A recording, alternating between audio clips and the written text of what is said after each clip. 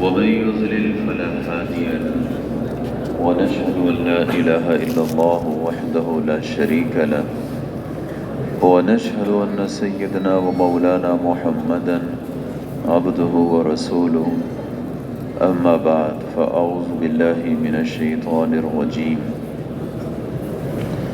بسم الله الرحمن الرحيم وهو الذي يسيركم في البر والبحر حتى إذا كنتم في الفلك وجرين بهم بريح طيبة وفرحوا بها جاءتها ريح عاصف وجاءهم الموج من كل مكان وظنوا أنهم أحيط بهم دعوا الله مخلصين له الدين لئن أنجيتنا من هذه لنكونن من الشاكرين فلما أنجاهم إذا هم يبغون في الأرض بغير الحق. میرے محترم دوستو، بھائی اور بزرگوں، ہم سب کو اللہ نے پیدا کیا اور دنیا وہ ہمارے مستقل رہنے کی جگہ نہیں ہے، بلکہ دنیا ایک گزرگاہ ہے، اور ہم سب نے اس دنیا سے ایک دوسرے جہان کی طرف منتقل ہونا ہے اور وہاں کی زندگی ہمیشہ کی ہے۔ اور اللہ نے ہمیں جو یہاں بھیجا وہ اس بات کے لیے بھیجا کہ اس دنیا کے اندر رہتے ہوئے ہم اپنا تعلق اپنے رب کے ساتھ جوڑ لیں۔ اصل مسئلہ یہ ہے کہ ہم سب اللہ رب العزت کو اپنا رب مانتے ہیں، بادشاہ مانتے ہیں، رب مانتے ہیں، ہے نا؟ لیکن مثال کے طور ہمارے جو ہے وزیر اعظم صاحب ہیں، اب ہمارے بادشاہ ہیں، وزیر اعظم ہیں، لیکن ہم سوچتے ہیں کہ اس سے ہمارا کیا تعلق، یعنی اس سے تو میرا کوئی مسئلہ بنے گا نہیں، ہے نا؟ اسی طریقے سے میرے محترم دوستو، ہم اللہ کو بادشاہ مانتے ہیں لیکن اللہ کو اپنا نہیں مانتے۔ اگر اللہ کو ہم اپنا مانیں کہ میرا رب میرا ہے اور میرے تمام مسائل کا حل اسی ذات کے پاس ہے، ہاں، تو اب تھوڑا سے دیکھ لینا چاہیے کہ جن سے ہمیں کچھ ہوتا ہوا دکھائی دیتا ہے اس کے ہاں کتنے آگے پیچھے ہوتے ہیں، اس سے تعلق بنانے کی کتنی کوشش کرتے ہیں، جس سے ہمارا ایک مسئلہ ہمیں دکھائی دیتا ہے کہ بھئی اس سے میرا یہ ایک مسئلہ اٹکا ہوا ہے، اس سے مجھے یہ مسئلہ بنانا ہے، ہاں، اس کے ذریعے سے حل ہو سکتا ہے، اس کے لیے ہم کیا کچھ کرتے ہیں۔ ہمارے اللہ کے ساتھ ہمارے سارے مسئلے اٹکے ہوئے ہیں اور وہیں سے سب نے بننا ہے۔ ہمارا کوئی مسئلہ ایسے نہیں ہے جس کا حل اللہ رب العزت کے پاس نہ ہو، یا اللہ رب العزت اس کو حل نہ کرنا چاہتے ہوں۔ اللہ چاہتے ہیں، مسئلہ یہ ہے کہ ہم اپنے رب کے ساتھ اپنا تعلق بنا لیں، اللہ کے ساتھ اپنا تعلق بنا لیں، اور اللہ کے ساتھ تعلق بنانا مشکل نہیں ہے۔ یہ بھی دنیا کے اندر ایسا ہے کہ کسی کے ساتھ بھی آپ اپنا تعلق بنانا چاہیں نا، اس کے لیے بہت کچھ کرنا پڑے گا، کچھ واسطے ڈھونڈنے پڑیں گے، کچھ پیسے لگانے پڑیں گے، بہت کچھ کرنا پڑتا ہے، اور اس کے بعد جا کے اس سے آگے آدمی کی شناسائی سی ہو جاتی ہے، پھر اتنا تعلق بن جائے کہ اس سے ہمارا مسئلہ حل ہو جائے اور مشکل ہے۔ اللہ رب العزت کی ذات ایسی ہے کہ ایک تو ہمارے سارے مسائل اس کے ساتھ، دوسرا اللہ ہمارے سارے مسائل حل کرنے کے لیے بھی تیار۔ دیر ہماری طرف سے ہے، دیر ہماری طرف سے ہے، ہم نے اپنے رب کے ساتھ اپنا تعلق نہیں بنایا۔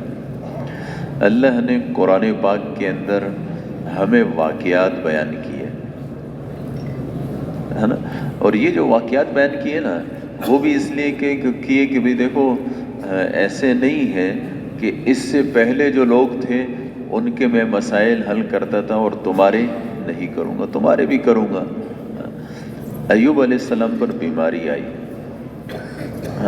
اور بیماری ایسی تھی کہ اس کو کوئی صورت علاج کی نہیں تھی۔ اب حتیٰ کہ کرتے کرتے سب رشتہ دار سب چھوڑ گئے۔ اب ایوب علیہ السلام نے اللہ کو پکارا، رب انی مسنی الضر، اے اللہ مجھے تو بیماری پہنچ گئی، مجھے تکلیف پہنچ گئی، وانت ارحم الراحمین، اور اے اللہ تو سب سے زیادہ رحم کرنے والا ہے۔ اب دیکھیں یہ قرآن پاک ہے نا، یہ اللہ کی کتاب ہے، تو اللہ رب العزت اس میں انسان کی تربیت کرتے ہیں۔ تربیت کیا مطلب؟ کہ جیسے ایوب علیہ السلام کو بیماری پہنچی اور ایوب علیہ السلام اللہ کی طرف متوجہ ہوئے اور اللہ کو پکارا، یا ارحم الراحمین، اے سب سے زیادہ رحم کرنے والے، رحم کرنے والوں میں بھی سب سے زیادہ رحم کرنے والا۔ ہمارے ذہنوں کے اندر یہ ہے کہ ہماری جو ماں ہے، باپ ہے، یہ میرے لیے سب سے زیادہ کیا ہے، یعنی فکر مند ہے، اور میرے اگر مسئلہ اس کے ہاتھ میں ہو تو وہ حل کرنا چاہتے ہیں۔ ان ماں سے بھی باپ سے بھی، یا ہمارے ذہن میں جو بھی آئے، ان سب سے زیادہ رحم کرنے والی ذات اللہ کی ہے۔ اب جب انہوں نے اللہ کو پکارا نا، تو اللہ نے کیا فرمایا کہ فاستجبنا لہ، ہم نے ان کی دعا کو قبول کیا۔ کیا مطلب؟ کہ جس طریقے سے میں نے اس کی دعا قبول کی، تمہاری بھی کروں گا۔ اللہ ویسے کس سے نہیں بیان کرنا چاہتے ہیں ہمیں، یا مثال کے طور اللہ رب العزت یہ نہیں کہ بھئی جنا ہمیں بیان کر رہے ہیں کہ بھئی میں نے یوں کیا، میں نے یوں کیا۔ نہیں میرے محترم دوستو، اللہ رب العزت ہمیں بتاتے ہیں کہ دیکھو ایوب علیہ السلام میری طرف متوجہ ہوئے تھے، میں نے اس کے مسئلے کو حل کیا تھا، تم بھی میری طرف متوجہ ہوں گے، تمہارے مسائل بھی حل کروں گا۔ اچھا، اللہ نے ان کی دعا کو قبول کیا اور جو ان کی تکلیف تھی ان کو دور کر دیا۔ پھر اللہ رب العزت نے جو ان کا سب کچھ جو نقشہ بگڑ گیا تھا، ان کے اہل و عیال سب کچھ چلے گئے، تو ان سب وہ اللہ نے سب دے دیے۔ آگے اللہ نے فرمایا کہ یہ وَذِكْرَى لِلْعَابِدِينَ، یہ نصیحت ہے عبادت کرنے والوں کے لیے۔ کیا نصیحت ہے؟ مطلب یہ ہے کہ اگر تم اس طریقے سے تم بھی اللہ کی طرف متوجہ ہوں گے، تمہارے مسائل بھی حل ہوں گے۔ حضرت یونس علیہ السلام وہ مچھلی کے پیٹ میں چلے گئے۔ اب مچھلی کے پیٹ کے اندر موت کے سارے اسباب ہیں، زندگی کا کوئی سبب نہیں ہے نا۔ یعنی انسان پر ایسے حالات آتے ہیں کہ انسان ہر طرف سے مایوس ہو جاتا ہے۔ دو چیزیں ہیں جو انسان کے لیے تباہی کا سبب بنتی ہیں۔ ایک ہے احساس کمتری۔ احساس کمتری اسے کہتے ہیں کہ انسان اپنے آپ کو کچھ نہ سمجھے، ہے نا، اور اس کی وجہ سے اس کے دل میں ڈر پیدا ہو جاتا ہے، کسی سے بات نہیں کر سکتا ہے، خود اعتمادی نہیں رہتی ہے نا، ڈرتا ہے پتہ نہیں اس میں نقصان نہ ہو جائے، یہ نہ ہو جائے، وہ نہ ہو جائے۔ یعنی یہ اپنے آپ کو اتنا کمتر سمجھتا ہے کہ اس کی وجہ سے بیچارہ کچھ بھی کرنے کے قابل نہیں رہتا۔ اس کو احساس کمتری کہتے ہیں۔ اس میں بھی بہت سارے لوگ مبتلا ہو جاتے ہیں۔ اچھا، کچھ لوگ ایسے ہوتے ہیں جو احساس برتری کا شکار ہو جاتے ہیں۔ احساس برتری اسے کہتے ہیں کہ اپنے آپ کو سب کچھ سمجھنا، سب سے اونچا سمجھنا، ہے نا، اور جس کو ایک درجے میں آپ تکبر بھی کہہ سکتے ہیں۔ اور اس کی وجہ سے کیا ہے کہ بس یہ اپنے آپ کو بہت کچھ سمجھتا ہے، نیچے والے اس کو بیوقوف سمجھتے ہیں، اور اسی کی وجہ سے یہ بیچارہ بھی کچھ نہیں کر پاتا۔ احساس کمتری بھی مہلک اور احساس برتری بھی مہلک۔ آپ صلی اللہ علیہ وسلم کی ایک چھوٹی سی دعا میں دونوں کا علاج ہے۔ اللہم اجعلنی فی عینی صغیرہ، اے اللہ مجھے اپنی آنکھوں میں چھوٹا بنا دے۔ جب یہ اپنی آنکھوں میں چھوٹا ہوگا نا تو اس کے اندر وہ احساس برتری نہیں رہے گی، اپنے آپ کو سب کچھ سمجھنا۔ وفی اعین الناس کبیرہ، اور اے اللہ لوگوں کی نگاہوں میں مجھے بڑا بنا دے۔ جب لوگوں کی نگاہوں میں یہ بڑا بنے گا ہے نا، تو اس کے اندر وہ جو احساس کمتری ہے نا وہ بھی نہیں رہے گی، نہ احساس برتری رہے گی نہ کمتری رہے گی۔ آپ صلی اللہ علیہ وسلم ایسی دعائیں مانگی ہیں، ایسی دعائیں مانگی ہیں جس چیز کی طرف انسان کی سوچ بھی نہیں جاتی نا، وہ بھی آپ صلی اللہ علیہ وسلم نے مانگی ہے۔ تو بہرحال میں یہ عرض کر رہا تھا کہ انسان پر کبھی کبھی ایسے حالات آتے ہیں کہ ہر طرف سے انسان مایوس ہو جاتا ہے، پریشانیاں گھیر لیتی ہے، جہاں جاتا ہے اس کا کام نہیں ہوتا ہے، بیچارہ سوچتا ہے کہ کیا کروں، ہے نا، ہر طرف سے مایوسی ہو جاتی ہے۔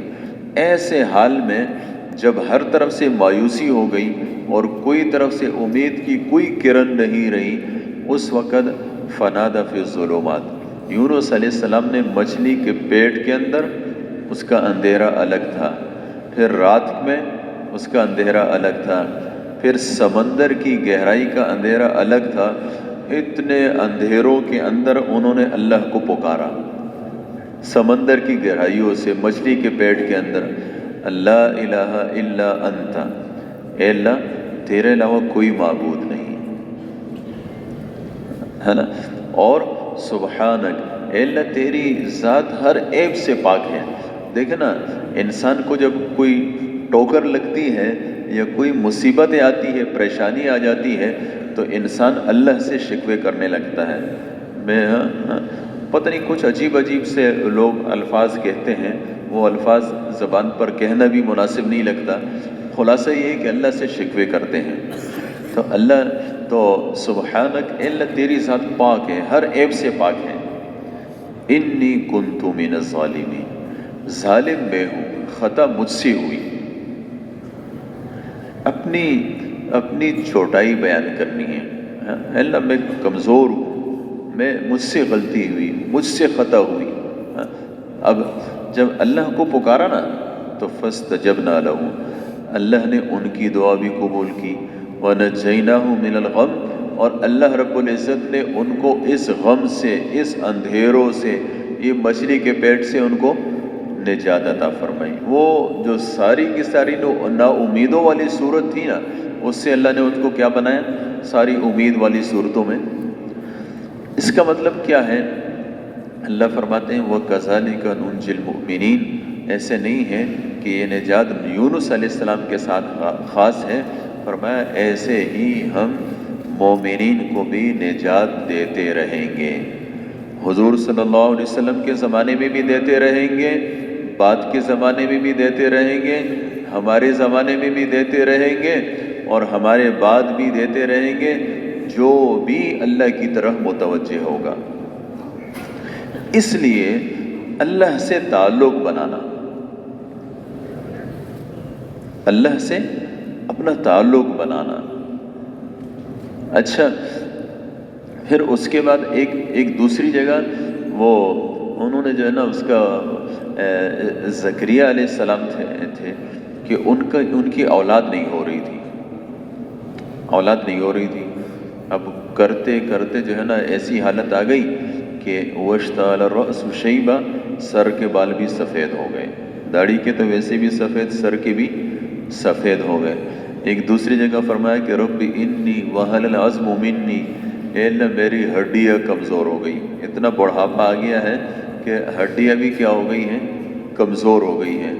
جب انسان بوڑھا ہو جاتا ہے نا تو اس کی ہڈیوں کے اندر کمزوری آ جاتی ہے، جب کمزوری آ جاتی ہے گرتا ہے، کبھی ٹانگ ٹوٹتی ہے۔ وہ کچھ دن پہلے کی بات ہے، ایک ساتھی مجھے کہنے لگا میں ڈاکٹر کے پاس گیا، اس نے کہا کہ اگر تم اب گرے نا تو ایک نہیں 3-4 جگہوں سے تمہاری ہڈی ٹوٹے گی۔ تو انسان ہے جو ہے نا وہ ایسی حالت بھی آ جاتی ہے۔ اس لیے آپ صلی اللہ علیہ وسلم نے فرمایا، دعائیں کی ہے، اس میں ایک دعا یہ بھی ہے کہ اللہم واقعتاً کواقعۃ الولید، اے اللہ تو میری ایسی حفاظت فرما جیسے بچے کی حفاظت کرتا ہے۔ اب بچہ پتہ نہیں کتنی دن میں کتنی مرتبہ گرتا ہے پھر کھڑا ہو جاتا ہے، پھر گرتا ہے پھر کھڑا ہو جاتا ہے، نہ ہڈی ٹوٹتی ہے نہ کچھ اور ہوتا ہے۔ تو اچھا ان کی یہ حالت تھی، مطلب یہ ہے کہ ایک طرف اپنی حالت بتا رہے ہیں کہ اے اللہ میری تو یہ حالت ہے کہ میری ہڈیاں کمزور ہو گئی ہیں اور بڑھاپا اس حد تک پہنچ گیا ہے کہ سر کے بال بھی سفید ہو چکے ہیں، اور دوسری بات یہ ہے کہ میری بیوی بھی بانجھ ہے۔ کیا مطلب کہ اے اللہ ہر طرف سے مایوسی ہے۔ ہم جب دعائیں کریں نا، دعائیں اللہ سے مانگیں تو اس میں ایسے ہی کریں کہ اے اللہ مجھے کہیں بھی سے بھی کوئی امید کی کرن نہیں ہے، لیکن اے اللہ تیری ذات سے میں مایوس بھی نہیں ہوں، ہے نا۔ وقال ربکم ادعونی استجب لکم، اے اللہ فرماتے ہیں، ہم ہر خطبے میں، ہر جمعے کے خطبے میں سنتے ہیں نا کہ تمہارا رب کہتا ہے کہ تم مجھ سے مانگو میں قبول کروں گا، تو اللہ سے مانگنا چاہیے۔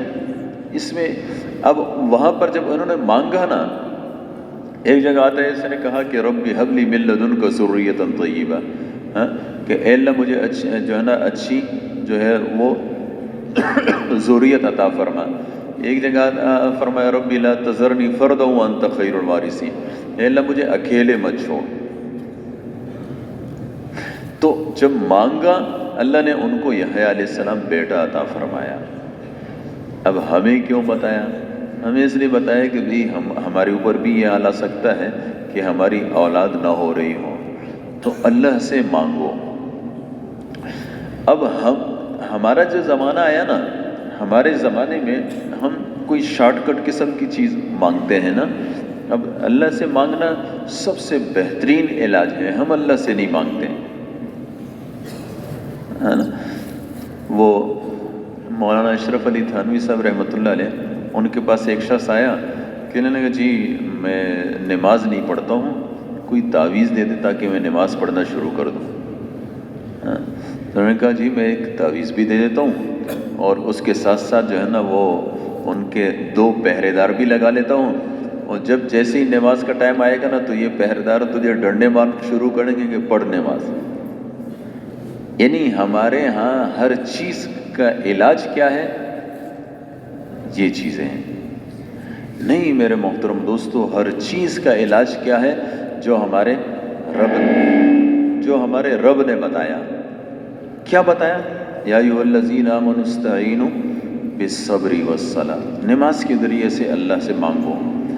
نماز ہم پڑھتے ہیں نا، ایاک نعبد و ایاک نستعین، ہر رکعت کے اندر ہم یہ پڑھتے ہیں کہ اے اللہ ہم صرف تیری ہی عبادت کرتے ہیں، اے اللہ ہم صرف تیری ہی عبادت کرتے ہیں اور تجھ سے ہی مانگتے ہیں۔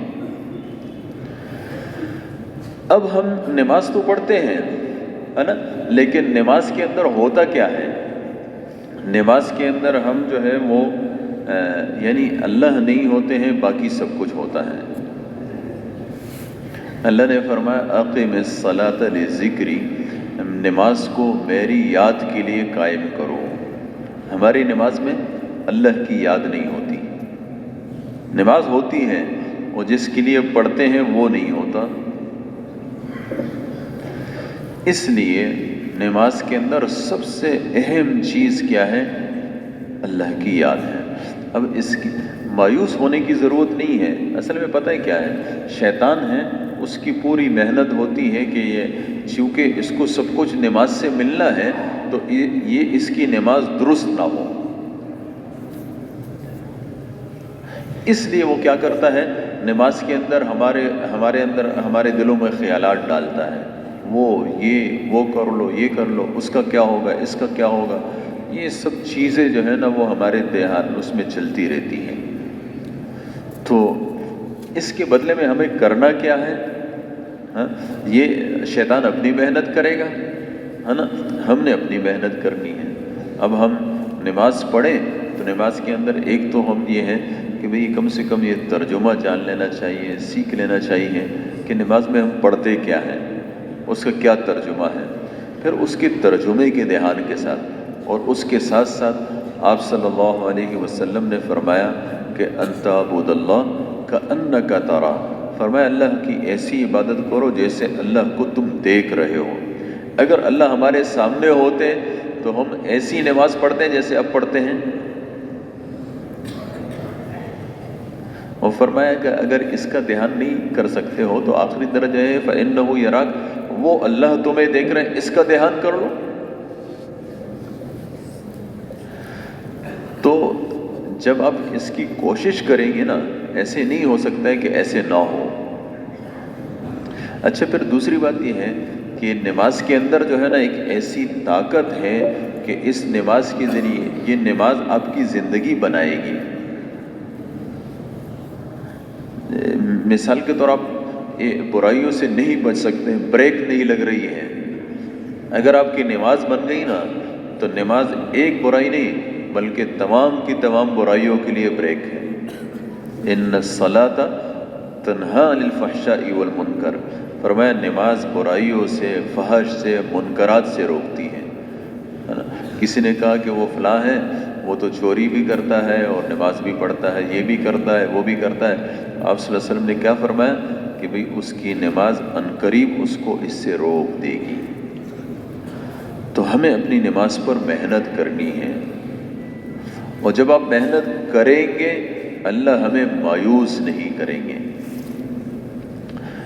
شیطان ہے، اس کو اصل میں یہ جو شیطان ہے نا، یہ ابلیس، یہ اس کا اللہ کے ہاں بڑا درجہ تھا اور یہ بہت اونچے لوگوں میں تھا۔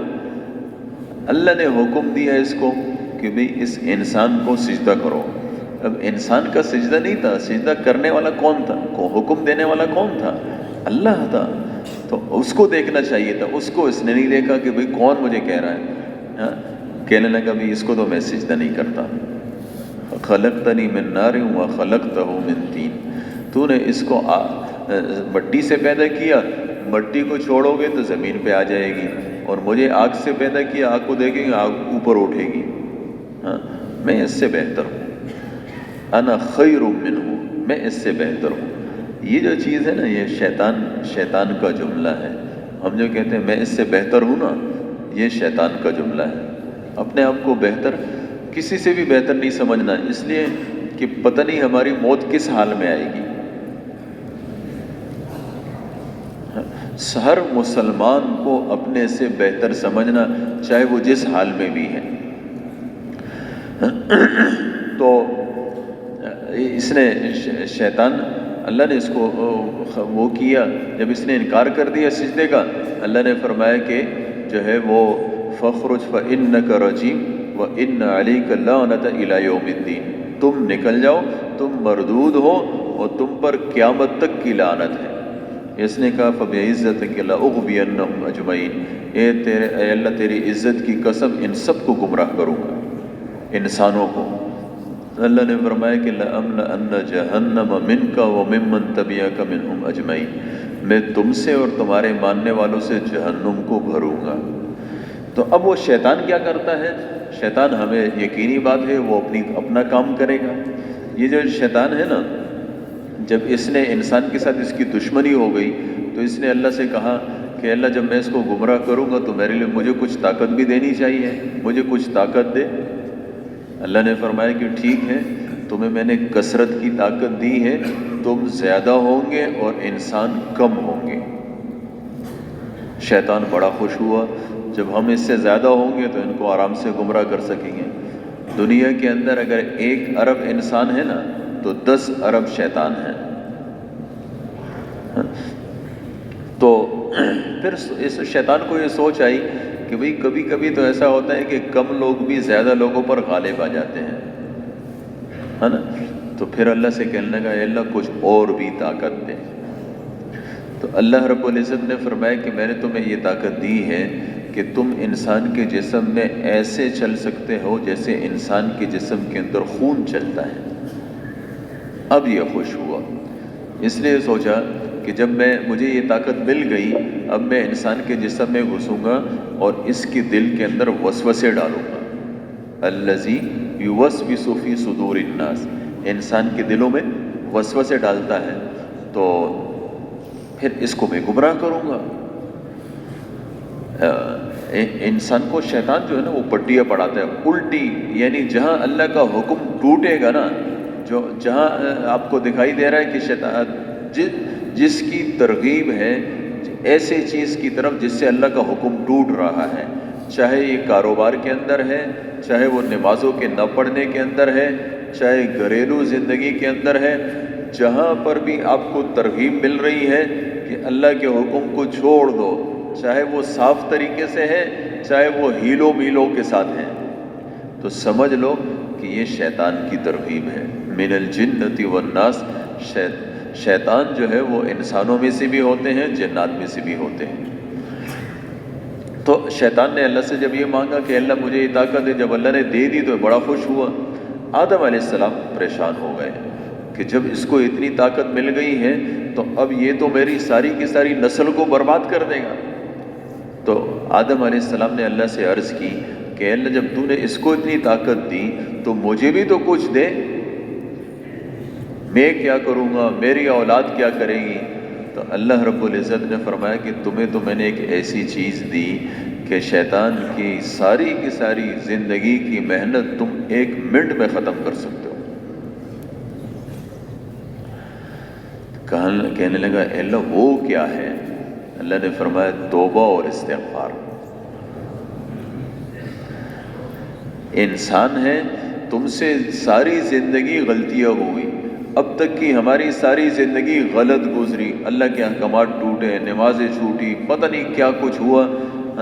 بقول مولانا احسان صاحب کے کہ ماضی تو ہر انسان کا داغدار ہوتا ہے، تو ہم میں ماضی میں ہم سے پتہ نہیں کیا کچھ ہوا، جو گزشتہ زمانہ ہے اس میں پتہ نہیں ہم سے کیا کچھ ہوا، اب ہم توبہ کر لیں۔ اے اللہ مجھ سے خطا ہو گئی اور اے اللہ مجھ سے غلطی ہوئی، مجھے معاف فرما۔ حدیث میں آتا ہے کہ جب یہ انسان کہتے ہیں نا کہ اغفر لی، اے اللہ مجھے معاف فرما، اس کے جو الفاظ ہیں نا یہ ختم نہیں ہوتے، اس سے پہلے اللہ معاف فرما دیتے ہیں۔ اچھا پھر اللہ رب العزت کتنے کریم ہیں، انسان ایک مرتبہ خطا کرتا ہے پھر اس کے بعد توبہ کرتا ہے، اللہ مجھ سے غلطی ہو گئی معاف فرما دے، اللہ معاف فرما دیتے ہیں۔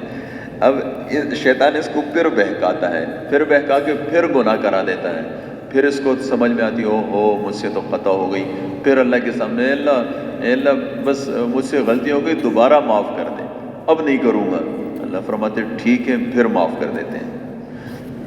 پھر اس کے بعد جو ہے نا کچھ عرصے کے بعد پھر شیطان اس کو بہکاتا ہے اور اس کے بعد پھر جو ہے نا اسی گناہ میں یا کسی اور گناہ میں مبتلا کر دیتا ہے، پھر اللہ سے یہ اللہ کی طرف متوجہ ہو جاتا ہے کہ اللہ مجھ سے تو پھر خطا ہو گئی، اے اللہ اب نہیں کروں گا، اب معاف کر۔ اللہ پھر بھی معاف کرتے ہیں۔ حدیث میں آتا ہے کہ انسان مانگتے مانگتے اور جو ہے نا وہ توبہ کرتے کرتے یہ تو تھک جائے گا، اللہ توبہ کو قبول کرتے ہوئے نہیں تھکیں گے، اللہ قبول کرتے رہیں گے حتیٰ کہ مرتے دم تک۔ اس لیے تو یہ جو استغفار کثرت سے کرنا ہے نا اسی وجہ سے ہے کہ بھئی استغفار کرو، اور استغفار اور توبہ دونوں چیزیں ملا کے بس آپ کریں اللہ معاف کریں گے، کریں گے اللہ معاف کریں گے، اللہ معاف کریں گے۔ اللہ رب العزت ہم سب پر اتنے مہربان ہیں کہ ہماری سوچ سے بھی زیادہ مہربان ہیں۔ اس لیے میرے محترم دوستو، بھائی اور بزرگوں، ہم نے نمازیں پڑھی اور ہم جیسے نماز پڑھنے کا حق تھا نہیں پڑھ سکے، اے اللہ مجھ سے خطا ہوئی، اب صحیح نماز پڑھوں گا۔ اللہ فرماتے ہیں بہت اچھی بات، وہ جو تم نے جیسے پڑھی میں نے قبول کر لی، آگے پڑھو، اچھی پڑھو۔ نماز پڑھتا ہے آدمی، آخر میں دعا ہے اللہم انی ظلمت نفسی ظلما کثیرا۔ نماز پڑھی ہے لیکن کہتا کیا ہے، اے اللہ میں نے اپنے اوپر بڑا ظلم کیا، ولا یغفر الذنوب الا انت، اور اے اللہ ان گناہوں کو معاف کرنے والا تو تیرے علاوہ کوئی بھی نہیں ہے۔ تو اے اللہ تو مجھے میرے گناہوں کو بھی معاف کر دے، مجھ پر رحم بھی فرما۔ اور اللہ تو غفور الرحیم ہے۔ اللہ رب العزت یہ جو نماز کے اندر کی کوتاہیاں ہے اس کو معاف فرما دیتے ہیں، اس عمل کو قبول کر لیتے ہیں۔ اس لیے میرے محترم دوستوں، بھائی اور بزرگوں، اللہ کی طرح متوجہ ہونا، اللہ سے اپنا تعلق بنانا، بس دنیا میں ہمیں جس کا ساتھ چاہیے اور جو ہمارے لیے سب سے زیادہ قابل بھروسہ ہے وہ ہمارے رب کی ذات ہے، جو دنیا کے اندر بھی، موت کے اندر بھی، قبر کے اندر بھی، حشر کے اندر بھی، سب میں اللہ ہی کی ذات۔ آپ صلی اللہ علیہ وسلم کی دعاؤں میں سے ایک دعا ہے، حسبی اللہ لدینی، اے اللہ میرے دین کے لیے میرے لیے کافی ہو جا۔ حسبی اللہ لما اہمنی، اے اللہ جن چیزوں نے مجھے غم اور پریشانی میں ڈالا اس کے لیے میرے لیے کافی ہو جا۔ حسبی اللہ لمن حسدنی، اے اللہ جن لوگوں نے میرے ساتھ حسد کیا تو میرے لیے ان کے لیے کافی ہو جا۔ حسبی اللہ لمن بغى علیہ، اے اللہ جن لوگوں نے میرے اوپر ظلم کیا تو میرے لیے ان کے لیے کافی ہو جا۔ حسبی اللہ لمن کادنی بسوء، اے اللہ جو لوگ میرے لیے بری تدبیریں کرتے ہیں تو میرے لیے ان کے لیے بھی کافی ہو جا۔ حسبی اللہ عند الموت، یہ جو ساری چیزیں تھیں نا یہ دنیا کی تھی، آگے فرمایا حسبی اللہ عند الموت، اے اللہ موت کے وقت بھی کافی ہو جاتا، کہیں شیطان مجھے بہکا ہی نہ دے۔ اچھا پھر حسبی اللہ عند الموت، حسبی اللہ عند المسألۃ فی القبر، اے اللہ جب قبر کے اندر وہ سوال ہوں گے نا اس وقت بھی میرے لیے کافی ہو جا۔ حسبی اللہ عند المیزان، اے اللہ نامہ اعمال جب تولیں گے تو میرے لیے کافی ہو جا۔ حسبی اللہ عند الصراط، اے اللہ جب پل صراط پر جائیں گے تو اس وقت تو میرے لیے کافی ہو جا۔ حسبی اللہ لا الہ الا هو علیہ توکلت وهو رب العرش العظیم، اے اللہ تو ہی میرے لیے کافی ہو جا اور میں تیرے ہی ذات پر بھروسہ کرتا ہوں، تو عرش عظیم کا رب ہے۔ ہم عربی اگر یاد نہیں کر سکتے ہیں نا تو یہ اردو اور پشتو میں تو یاد کر سکتے ہیں نا۔ اس میں اگر آپ اللہ رب العزت کو جیسے عربی آتی ہے نا، اللہ کو اردو بھی آتی ہے، اللہ کو پشتو بھی آتی ہے، اس لیے اللہ سے اپنی زبان میں مانگے، لیکن مانگے ضرور، اللہ خوش ہوتے ہیں، ہے نا۔ دنیا کے لوگ وہ مانگنے سے پریشان ہو جاتے ہیں، آپ جس سے مانگیں گے اس کی نگاہ میں آپ کی قدر ختم ہو جائے گی۔ اللہ کی نگاہ میں جتنا مانگتے رہیں گے آپ کی قدر بڑھتی چلی جائے گی۔ اس لیے میرے محترم دوستوں، بھائی اور بزرگوں، یہ جو تبلیغ کی محنت ہے نا بہت اونچی محنت ہے۔ یہ محنت ہے ہی اسی کے لیے کہ ہر انسان کو اللہ والا بنایا جائے۔ تبلیغ کی محنت کس کی تھی؟ پیغمبروں کی تھی۔ پیغمبر کون تھے؟ اللہ والے تھے۔ اور اس محنت کے اندر اتنی زبردست تاثیر ہے، جتنا انسان تبلیغ کی محنت کے ذریعے سے اللہ کے قریب ہو سکتا ہے باقی کسی بھی طریقے سے نہیں ہو سکتا۔ اس لیے میرے محترم دوستوں، بھائی اور بزرگوں، ایک تو یہ ہے کہ بھئی ہم اپنی جو زندگی ہے نا اس کے اندر علماء سے پوچھ کر ہم زندگی گزاریں۔ بہت مرتبہ ایسے ہوتا ہے کہ انسان کو سمجھ میں نہیں آتی ہے اور وہ حرام کر رہا ہوتا ہے۔ آپ دنیا میں کبھی بھی کسی بھی جو صاف حرام کر رہے ہیں نا ان سے بھی پوچھیں گے، وہ وہی نہیں کہتے بھی ہم حرام کر رہے ہیں۔ شیطان ہر ایک کو پٹیاں پڑھاتا ہے، نہیں جی تم جیسا حلال جو کماتا ہے کوئی بھی نہیں کماتا، ہے نا۔ اس لیے علماء سے ہم جو پیشے کرتے ہیں، جو کام کرتے ہیں، اس کو جس طریقے سے کرتے ہیں اس میں ہم علماء سے رہنمائی لیں۔ اچھا دوسری بات یہ ہے کہ علماء سے پوچھنے کے اندر بھی ہم ایسا کرتے ہیں، چلتے چلتے کوئی عالم جا رہا ہو، جی یہ ہے وہ، پتہ نہیں وہ بیچارہ اپنے کس سوچوں میں ہے۔ سب سے بہتر طریقہ یہ ہے کہ بھئی جو ہر بڑا مدرسہ ہوتا ہے اس کے اندر دارالافتاء ہوتا ہے جس کے اندر فتوے لکھے جاتے ہیں۔ ہم اپنا مسئلہ لکھ کے، مثال کے طور جی میں کاروبار کرتا ہوں، یوں کرتا ہوں اور اس پہ کیا ٹھیک ہے کیا ٹھیک نہیں ہے، مجھے اس کی رہنمائی چاہیے۔ اب وہاں جو وہ مفتی صاحبان ہوتے ہیں وہ ہوتے ہیں، ان کے ساتھ ان کے شاگرد ہوتے ہیں، وہ کتابیں دیکھتے ہیں اور اس کے بعد آپ کو ساری تفصیل سے اس کا جواب دیتے ہیں۔ وہ جو جواب ہے وہ تسلی بخش بھی ہوتا ہے۔ تسلی بخش اس لیے ہے کہ ان کا کام بھی یہی ہے۔ ہم وہاں نہیں جاتے ہیں اپنی سستی کی وجہ سے، اور چلتے چلتے کسی شب جمعہ میں آئے، کسی بھی عالم کو پکڑا، جی مجھے بتاؤ، وہ بیچارہ پتہ نہیں اس کے ذہن میں آیا کہ نہیں، اب چلو بھی بتا دیا، پتہ نہیں صحیح ہے کہ نہیں، کچھ پتہ نہیں۔ اس لیے میرے محترم دوستو، اگر ہم علماء سے مسائل پوچھنے کے لیے جائیں گے، اب ہم دارالافتاء جا رہے ہیں کسی مسئلے کے پوچھنے کے لیے، تنبیہ الغافلین میں لکھا ہے کہ ہر قدم پر 1 سال کی عبادت کا اجر ملے گا۔ یا اس طریقے سے ہمارے جو ہے معاملات ہیں، لین دین ہیں، ان میں علماء سے پوچھنا۔ اچھا، دوسری بات یہ ہے کہ دیکھیں نا، حضرت جی ابو الحسن صاحب رحمۃ اللہ علیہ وہ یہ فرماتے تھے کہ جو تسبیحات ہیں نا، تیسرا کلمہ ہے، درود شریف ہے، استغفار ہے، اگر اس کے اندر انسان کا دھیان جم جائے تو اسی کے بقدر اس کا دھیان نماز میں جمے گا۔ ہم کوشش کرتے ہیں، ہماری نمازوں کے اندر دھیان نہیں آتا، اس کی ایک وجہ یہ ہے کہ یا تو ہم تسبیحات کرتے نہیں ہیں، تیسرا کلمہ، درود شریف، استغفار پڑھتے نہیں ہیں، اور اگر پڑھتے ہیں تو پھر بے خیالی سے پڑھتے ہیں۔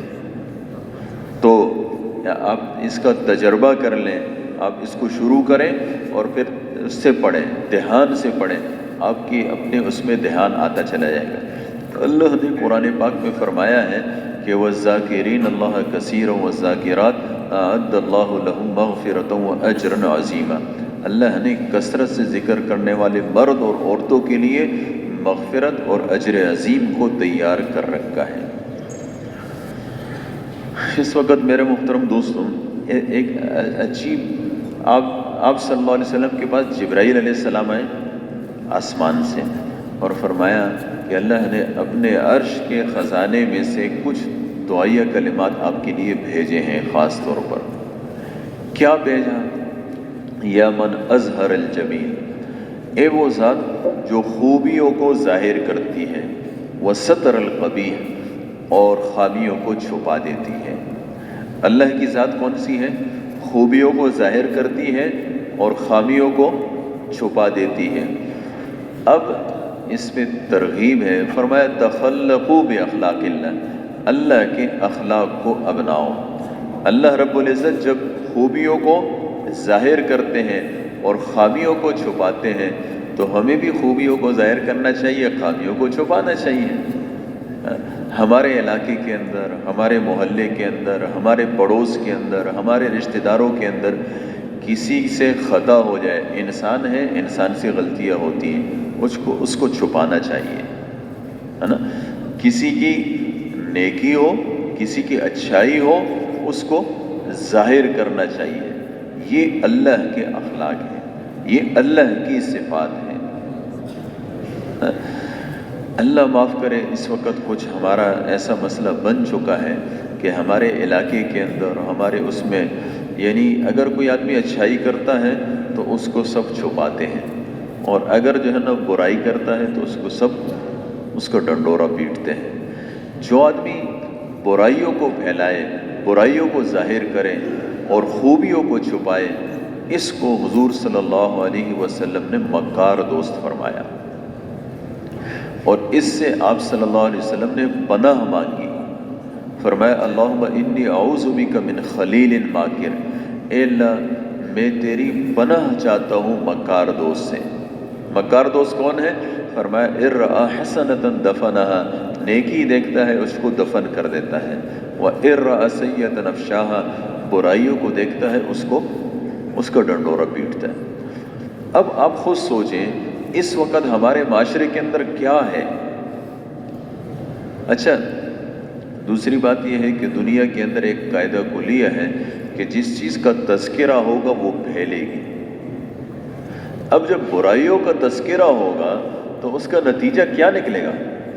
برائیاں پھیلے گی۔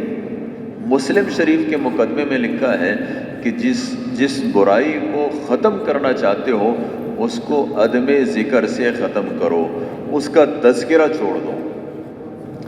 اب اگر ہمارے معاشرے کے اندر برائیوں ہی کا تذکرہ ہوگا تو نتیجہ بھی برائیوں کا پھیلنا ہوگا۔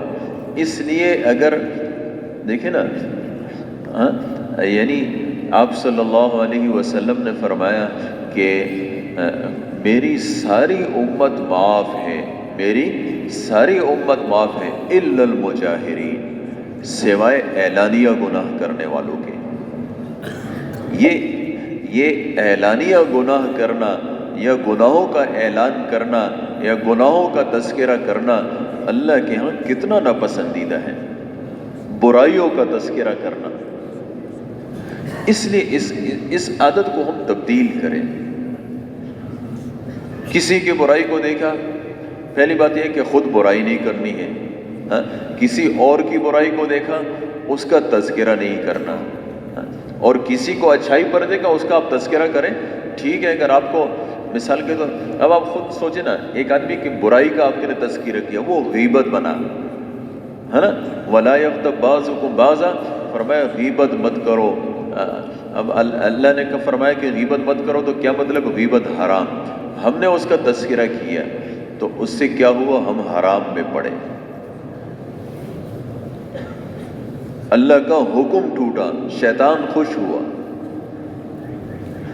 اگر آپ خوبیوں کا تذکرہ کریں، لوگوں کی اچھائیوں کا تذکرہ، مثال کے طور آپ کے علاقے میں ایک آدمی نے جو ہے نا وہ زنا کیا، یہ کیا ہے؟ برائی ہے۔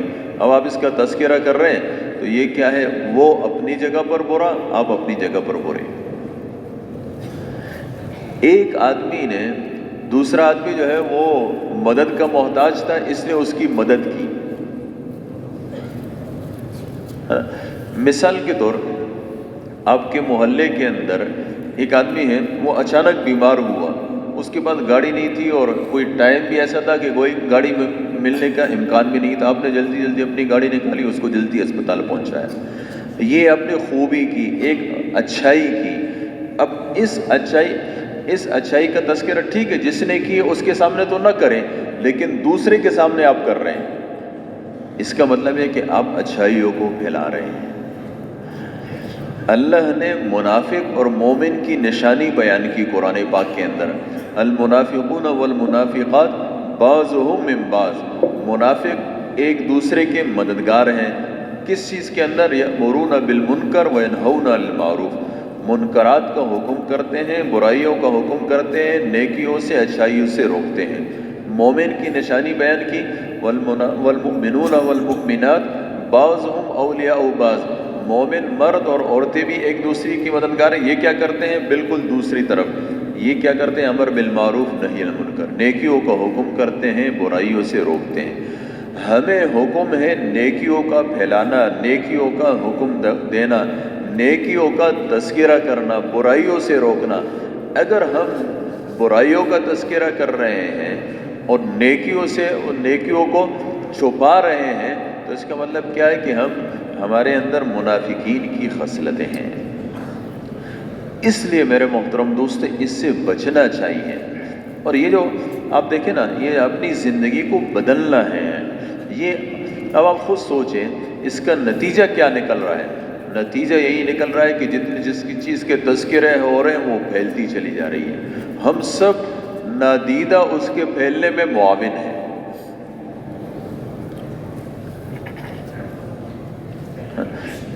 اور میرے محترم دوستو، تو اللہ کی صفت کیا ہے؟ یا من اظہر الجمیل، وہ جب جو ہے نا شیخ الحدیث مولانا زکریا صاحب رحمۃ اللہ علیہ، یہ جنہوں نے فضائل اعمال لکھی ہے، تو یہ کراچی آئے تھے، عصر کے بعد کا ٹائم تھا، تو سارے کے سارے لوگ آ رہے تھے، ان سے ہاتھ ملا رہے تھے، ہاتھ ملا رہے تھے، جا رہے تھے، اور جو ہے نا وہ شیخ الحدیث صاحب کی زبان حرکت کر رہی تھی۔ تو مولانا احسان صاحب کہنے لگے کہ میں نے ان سے جو ہے وہ بعد میں پوچھا کہ حضرت یہ لوگ سب آپ سے ہاتھ ملا رہے تھے، آپ کی زبان حرکت کر رہی تھی، آپ کیا پڑھ رہے تھے؟ تو شیخ الحدیث صاحب نے فرمایا کہ میں پڑھ رہا تھا کہ یا من اظہر الجمیل وستر القبیح، کہ اے وہ ذات جو خوبیاں ظاہر کرنے والے ہیں، خامیاں چھپانے والے ہیں۔ اللہ رب العزت کہ اب دیکھیں نا، سب ان سے ہاتھ ملا رہے ہیں، تو یہ ایک عزت کا نقشہ ہے۔ تو یہ کیوں؟ اللہ نے میری خوبیاں ظاہر کی ہوئی ہیں لوگوں پر، اور میری خامیاں چھپائی ہوئی ہیں، سب ہاتھ ملا رہے ہیں۔ اسی طریقے سے میرے محترم دوستو، بھائی اور بزرگوں، اللہ رب العزت نے ہم سب کی خامیاں چھپائی ہوئی ہیں، ہم سب نے پتہ نہیں کتنے کتنے گناہ کیے ہوئے ہیں، وہ سب اللہ نے ہمارے چھپائے ہوئے ہیں، اور ہماری خوبیاں ظاہر کی ہوئی ہیں۔ بھئی یہ شب جمعہ میں آتا ہے، یہ جی نماز پڑھتا ہے، یہ سے روزہ لگاتا ہے، یہ کرتا ہے، یہ کرتا ہے، اللہ نے ہماری خوبیاں ظاہر کی، سب ہم سے ہاتھ بھی ملا رہے سب۔ اگر اللہ ہماری خامیاں ظاہر کرتے تھے، جیسے اس زمانے میں ہوتا تھا کہ جو گناہ کرتا تھا صبح اس کے دروازے پر لکھا ہوتا تھا، ایسے ہماری پیشانیوں پر لکھا ہوتا کہ اس نے جی ساری کی ساری زندگی میں یہ کیا، ہاں، ہم سے ساری کی ساری دنیا نفرت کرتی۔ اللہ نے ہمارے اوپر پردہ ڈالا۔ جب اللہ نے ہمارے اوپر پردہ ڈالا تو ہمیں بھی لوگوں پر پردہ ڈالنا چاہیے۔ اس سے خوبیاں پھیلے گی، اس سے خوبیاں پھیلے گی، اور پھر خوبیوں کی ترغیب ہوگی، اور پھر اس سے جو لوگ خوبیوں کی طرف آئیں گے اس میں ہمارا حصہ ہوگا۔ اور میرے محترم دوستوں، بھائی اور بزرگوں، ہم سب کے سارے اعمال کی وجہ عمل کیا ہو؟ اللہ کی رضا ہو۔ اب ہم کسی کی خامیاں چھپا رہے ہیں، خوبیاں ظاہر کر رہے ہیں، کیوں؟ اللہ مجھ سے راضی ہو۔ ہم نماز پڑھ رہے ہیں، اللہ مجھ سے راضی ہو۔ دعوت دے رہے ہیں، اللہ ہم سے، ہر چیز میں ہماری وجہ عمل اللہ کی ذات ہو، ہے نا؟ اور ہر کام کرنے سے پہلے ہمیں یہ دیکھنا چاہیے کہ میرا رب اس سے خوش ہوگا کہ خفا ہوگا۔ یہ بڑی اہم چیز ہے نا؟ یہ بڑی اہم چیز ہے کہ آدمی ہر چیز میں کیا کرے؟ اللہ کو دیکھے کہ اللہ اس سے ناراض ہوں گے کہ راضی ہوں گے۔ اور میرے محترم دوستو، آخر میں ایک اور چیز عرض کرنی ہے، اور بڑی اہم چیز ہے، لیکن اللہ معاف کرے، کچھ ہماری عادت ایسی بن گئی ہے کہ جب یہ بات شروع ہوتی ہے تو ایک ایک اٹھنا شروع ہو جاتا ہے نا؟ جتنا ذہن بنایا جائے اس کے لیے، شیطان ہمیں اس سے اٹھا دیتا ہے کہ جی فلاں کام ہے، جی آپ کو تو ایسا ہو رہا ہے، یہ ہو رہا ہے۔ میرے محترم دوستو، یہ جو تبلیغ کی محنت ہے نا، دعوت والی محنت، یہ ہے ام الحسنات، ساری نیکیوں کی ماں۔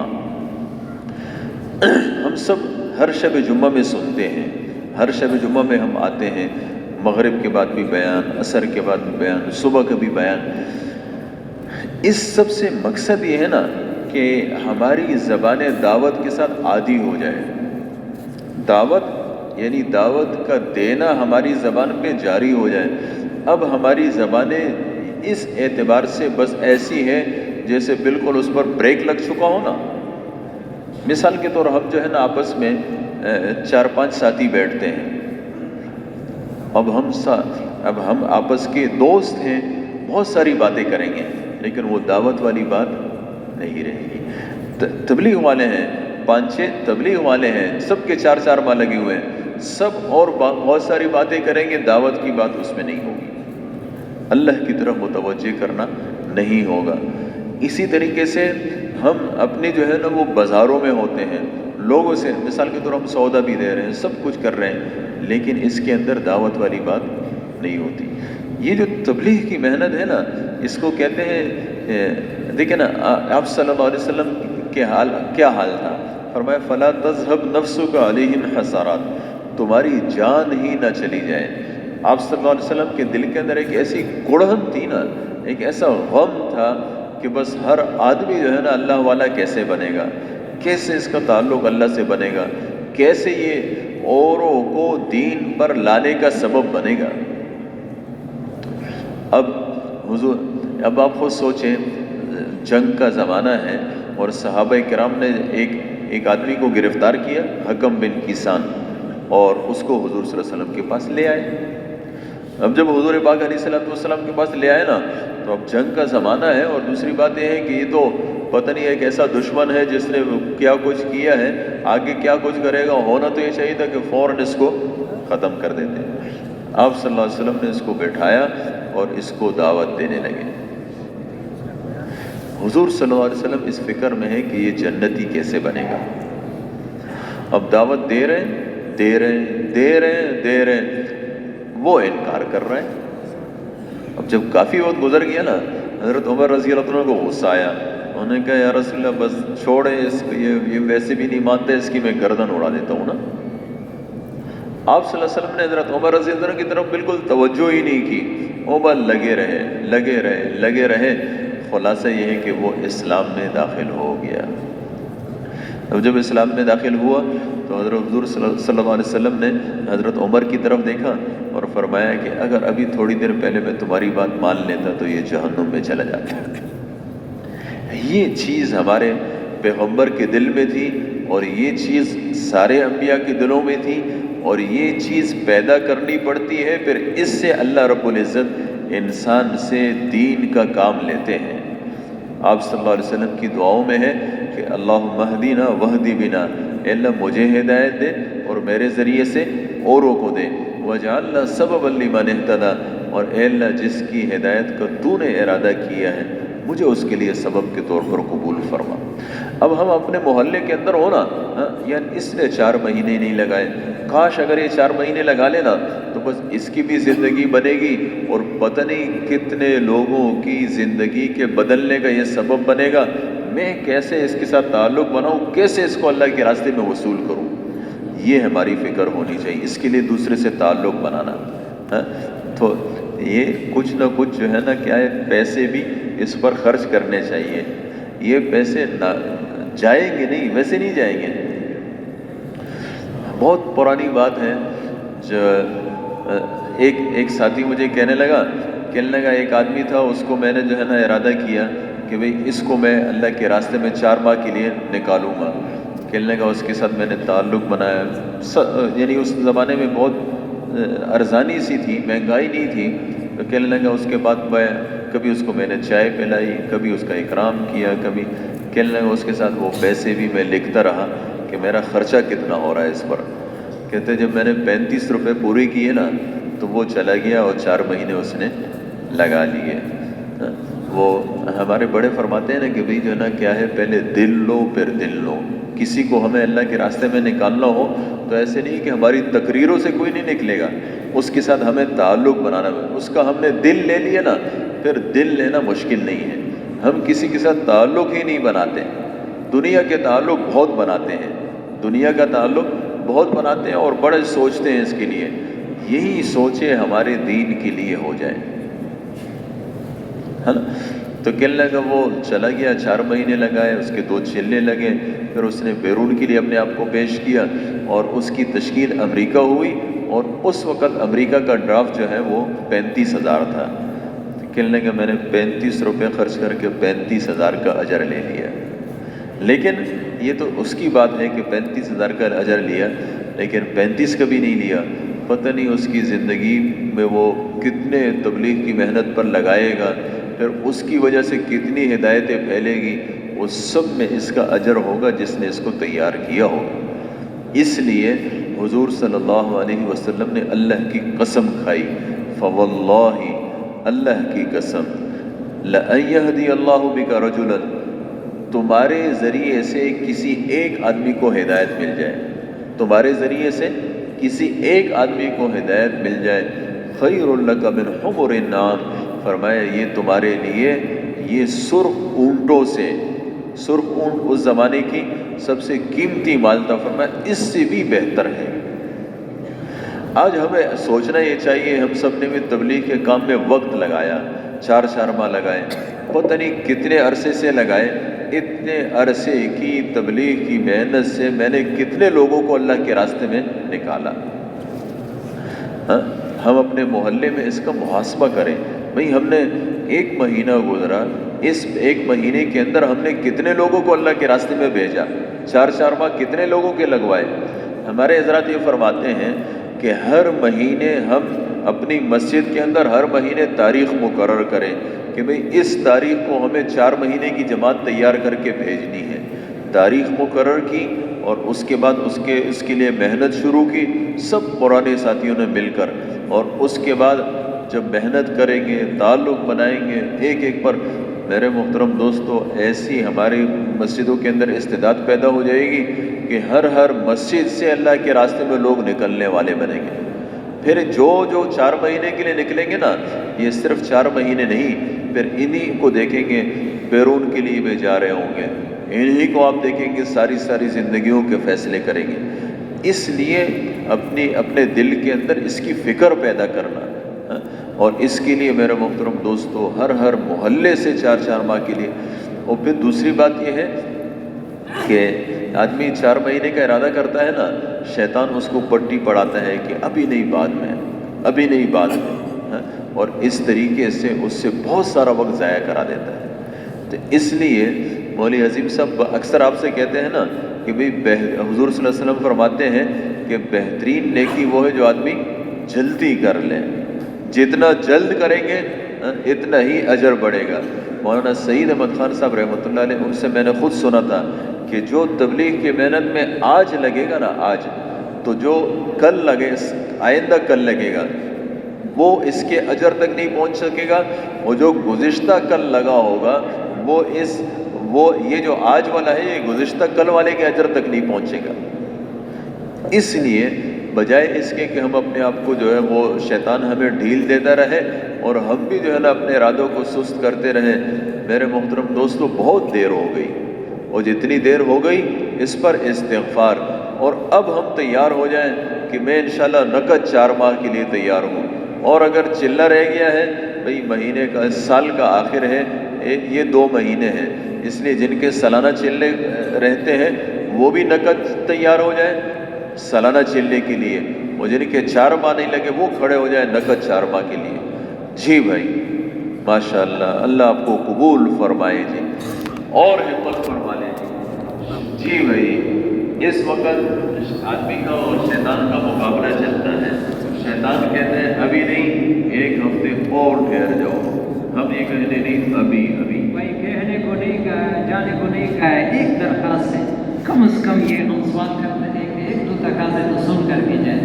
مطالبہ شروع ہوتی ہی فوراً اٹھنا، اللہ ہم سب کو نقصان سے بچائے، یہ نقصان کی بات ہے۔ کم از کم ابھی تو 1 گھنٹہ بھی بیان نہیں ہوا، تو کم از کم میرے پیارے بھائی جس مقصد کے لیے بیان ہے، ایک تو سارے مجمع سے درخواست ہے توجہ سے سنو، ادھر آپ تشریف رکھیں۔ ابھی رائے میں اجتماع شروع ہے، ایک اجتماعی جمعرات جمعہ ہفتہ اتوار، میرا آئندہ جمعرات سے